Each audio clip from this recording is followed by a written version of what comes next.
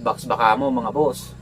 Itong hawak ko na to, kahit pukpukin mo, basain mo ng tubig, bumiyahe ka ng maulan, hindi mababasa ang nasa loob dahil waterproof po ito.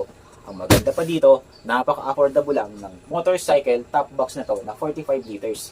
May kasama na siyang susi kapag bumili ka. Siyempre, paano mo bubuksan niya? Yung dalawang susi mga boss, ang ganda, susi pa lang. Bolts and nuts. Siyempre, hindi mawawala ang base plate. Handle, leather.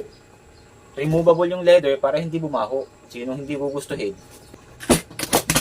Pwede mo itong panregalo mga boss. Kaya, so marami pang iba't ibang kulay at design ang pagpipilian. Hard plastic, sobrang simple lang ng design, plain siya. Ito yung pinili ko, pero sa ibang design, available pa yan dyan mga boss. Boss, napaka-affordable lang nito compare nyo sa iba.